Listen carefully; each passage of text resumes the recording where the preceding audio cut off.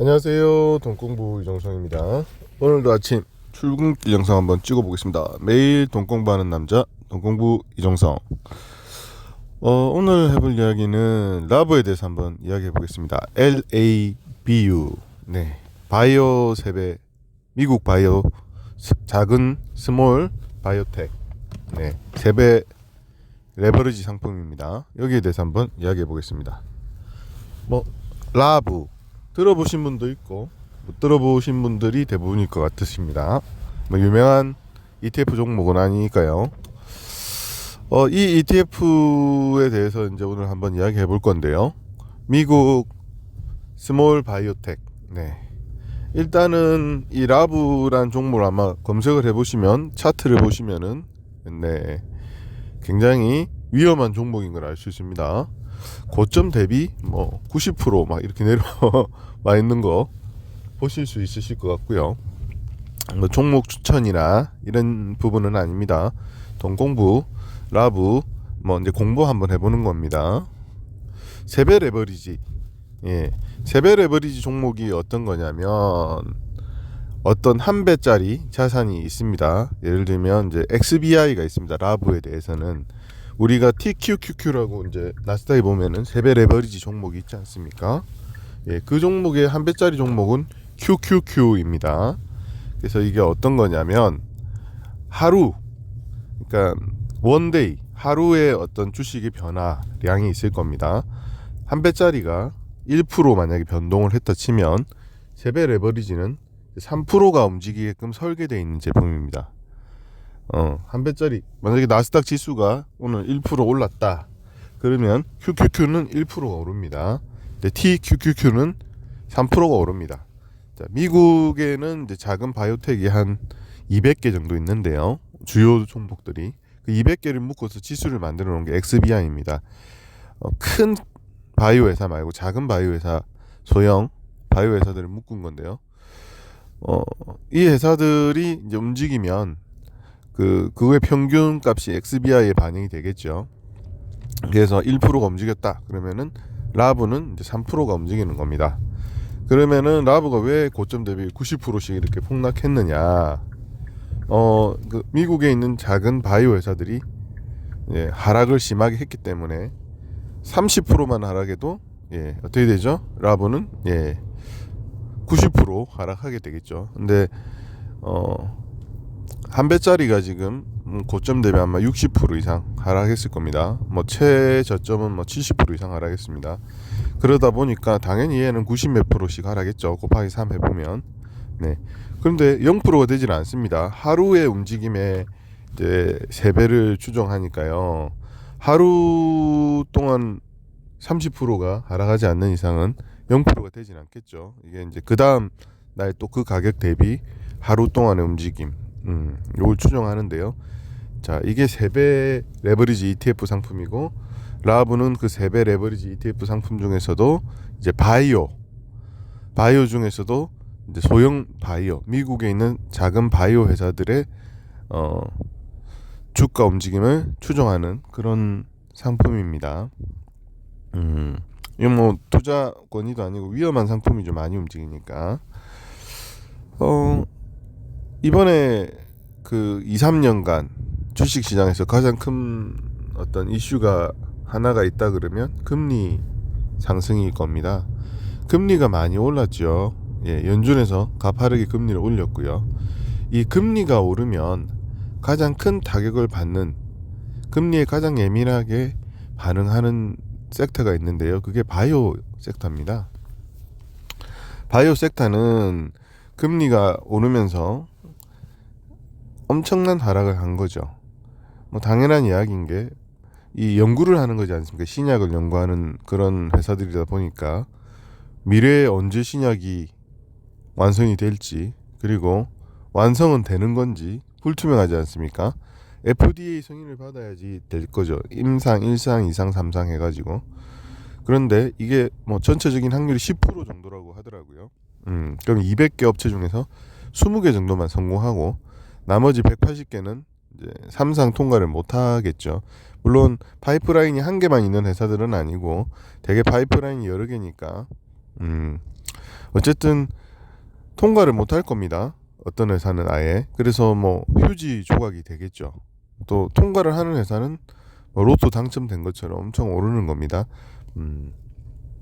그래서 바이오 주식을 투자할 때는 개별 종목을 투자하기보다는 지수 투자를 하는 게 그 200개 중에서는 성공한 애들이 꼭 들어 있으니까 하는 거고요. 그러면 이 이야기는 뭐냐면 미래의 어느 날 신약 개발이 성공했을 때 그때 이제 이 회사의 가치가 증명이 되는 거죠. 예. 보통은 이제 그 빅파마라고 해서 큰 제약회사들이 이 기술을 갖고 있는 이 작은 회사가 성공 가능성이 높거나 성공을 했을 때 인수 합병을 하는 식으로 사갑니다. 또는 그 특허만 사가는 경우도 있습니다. 그러면 이제 큰 돈을 벌게 되는 거죠. 그러니까 작은 바이오 회사들의 고객은 어떻게 보면 의약품을 소비하는 소비자가 아니라 의약품을 만들어서 소비자들한테 파는 큰 제약회사입니다. 네, 큰 빅파마고요. 이런 시장이 원래 존재했던 건 아니고 예전에는 이제 빅파마 회사들, 큰 바이오 회사들, 큰 제약회사들이 자기들 내부에서 연구진을 가지고 연구를 하는 식으로 되어 있었습니다. 뭐 아주 옛날입니다. 수십 년 전에는 그런 식으로 되어 있었는데, 근데 여러분 생각해 보십시오. 여러분이 만약에 뭐 수천억 원 또는 수조 원 가치의 신약을 개발할 수 있는 그런 역량이 있거나 가능성이 있는 연구자인데 그런 대형 회사에서 월급 받으면서 연구하고 싶을까요? 따로 회사를 만들어서 연구한 다음에 나는 이런 거 가능하니까 투자해라 해서 투자자를 모집한 다음에 10년이고 20년이고 연구한 다음에 그거를 뭐 수천억 수조에 팔고 싶지 않을까요? 네, 실제로 그런 일이 일어났고 그래서 작은 바이오텍 회사들이 생겨난 겁니다. 예. 월급쟁이 해서 연구 안 하려고 하죠. 실력 있는 사람들은. 그래서 실제적으로 신약을 만들어내는 회사들이 근데 제약회사에서 또 월급 받으면서 연구하시는 분들 당연히 있죠. 예, 그런 분들도 있고 이렇게 또 나와서 그래서 뭐 이런 작은 바이오텍 회사의 사장들, 설립자들 자체가 또 아주 역량 있는 연구자인 경우가 대부분입니다. 그래서 뭐 월급 받으시면서 엄청 고액 연봉이시겠죠. 예, 월급 받으면서 연구하시는 분 연구하고 또 나와서 이렇게 스몰 바이오캡을 창업해가지고 연구하시는 분들은 연구하는데 압도적으로 스몰 바이오텍에서 이런 신약을 만들어내는 경우가 많습니다. 우리가 얼마 전에 코로나 바이러스 생겼을 때 모더나라는 회사에서 예, 신약을 만들어냈지 않습니까? 근데 물론 화이자에서도 만들었죠. 근데 모더나는 이제 스몰 바이오텍이 되는 거고요. 화이자는 이제 큰 제약회사입니다.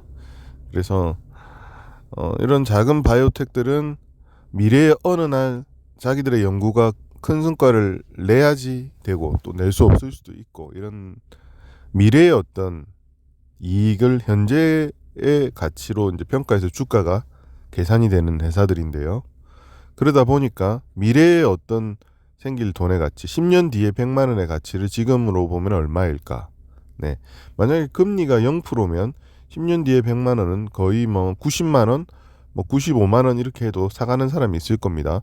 너 10년 뒤에 가질 100만 원인데 지금 얼마 주고 살래? 90만 원에 사갈래? 하면 사가는 사람이 있죠. 그거는 이제 1년에 1%씩 이자가 만약에 그 단위로 매겨진다고 하면 10% 정도 되니까 이 사람은 이제 1년에 이자로 치면 1% 이하로 받는 건데 그래도 사가는 사람이 있다는 거는 지금 금리 상황이 아주 낮고 투자처가 마땅치 않을 땐 그렇게 할 수도 있는 거죠.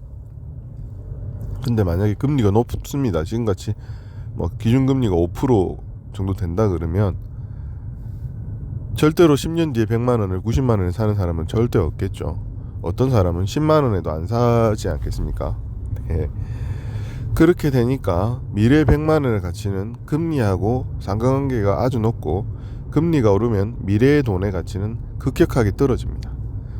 그래서 바이오 주식 중에서도 지금 현재 매출을 내고 있는 해마다 뭐 물건을 잘 파는 빅파마는 흑자에다가 매출 잘 나오는 회사니까 그거 빼고 연구만 하는 이런 스몰 작은 바이오 회사들은 금리가 올라가면은 완전히 가치가 낮게 평가돼 버립니다.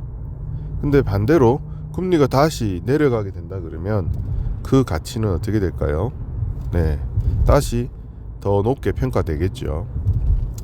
지금 고금리 시대가 있고, 그래서 바이오가 지금 뭐 당연히 완전히 쌉니다.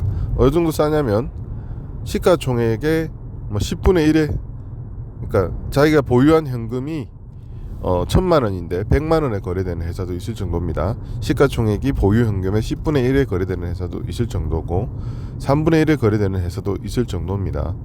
그 정도로 저평가되어 있습니다. 어떤 회사는 그냥 연구하지 말자, 지금 우리가 갖고 있는 돈이 1,000억인데 뭐 지금 시가총액이 500억인데 연구회가 뭐 하겠냐, 그냥 우리 이거 1,000억 나눠가지고 주주들 다 나눠갖자 해가지고 해산하는 회사도 꽤 많습니다. 그런 뉴스도 제가 읽었고요. 그러면 이 사람들은 어떻게 돈을 갖고 있느냐? 바이오 회사들한테 누가 대출을 해줄까요? 이 사람들이 10년 뒤에 신약을 성공할지 실패할지 알 수 없는데 은행에서 대출해주지 않습니다. 그래서 이 사람들이 갖고 있는 돈은 투자금이죠. 그럼 누가 투자를 했을까요? 네, IPO를 했을 때 주식을 팔아서 투자를 받았는데요.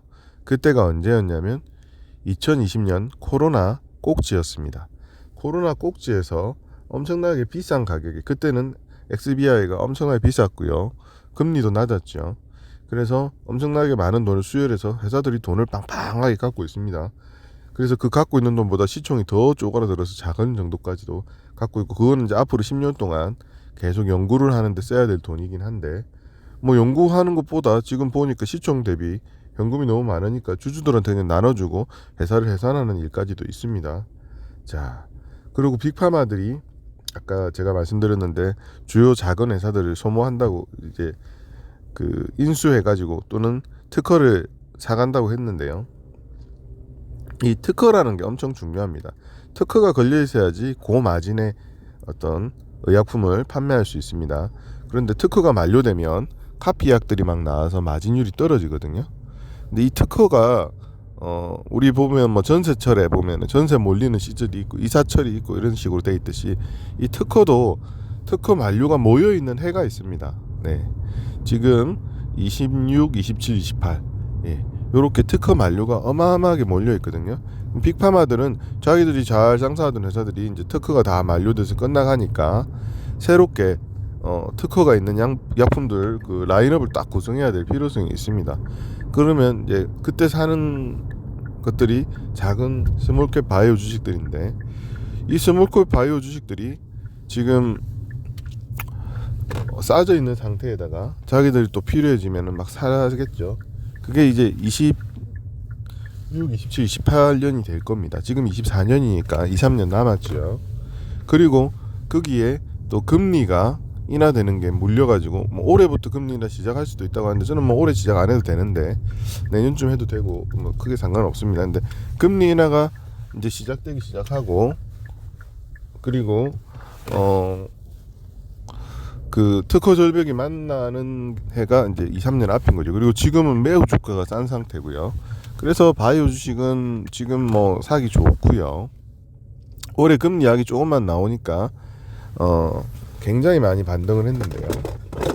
지금 반등하고 좀 내려오고 있는 추세지만 저는 뭐 단기적으로 보고 주식 투자하는 사람은 아니라서 뭐 단기적인 움직임은 크게 신경 쓰지 않습니다.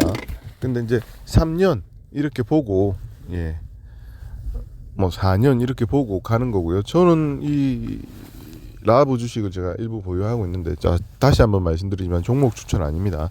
여러분들이 이 라브를 산다고 해서 라브의 하루 거래량은 2조 원이 넘습니다. 2조 원, 3조 원 뭐 이렇게 하는 것 같아요. 그래서 여러분이 뭐 사주신다고 해서 주가가 오르고 이런 종목이 아닙니다. 그래서 제가 뭐 작전 세력도 아니고 미국에 있는 바이오텍, 엄청난 뭐 작은 바이오텍이니까 작아 보일 수 있지만 그거 작지 않습니다. 우리나라 기준에는 거의 뭐 조단위 회사도 거기서는 작다고 하니까요. 시총이 뭐 조단위가 돼도 작은 회사들도 아니고, 아무튼 뭐 그런 의미 전혀 아니고 그냥 재미로 들어주세요. 컨텐츠니까요. 라보에 대해서 오늘 이야기하는 겁니다. 그냥. 네. 그래서 향후에는 이게 좋아진다고 제가 생각하는 거죠. 근데 이게 안 맞을 수 있죠, 당연히. 금리는 여전히 뭐 매프 5%, 10%가 유지가 되고, 예, 뭐 5% 이상 유지가 되고, 그리고 특허 절벽이 왔는데도 빅파마들이 안 사줄 수도 있고, 사줬는데 주가가 안 움직일 수도 있고, 예, 그런 여러 가지 상황들이 미래에 있을 수 있습니다. 미래는 불확실한 거니까요. 근데 제가 이제 세배 레버리지를 굳이 왜 하느냐 이야기를 할 건데요. XBI를 사도 좋을 텐데 왜 세배를 굳이 하느냐. 예, 세배를 하는 이유는 아주 간단합니다. 아까 세배 이 하루 주식 변화가 3배씩 움직이는 게 상품이 나온 지가 10여 년밖에 안 됐습니다. 이게 뭐 오래된 상품은 아닌데요. 3배짜리는 당연히 아까 30%만 움직여도 뭐 90% 이상 빠질 수 있는 위험한 상품이지 않겠습니까?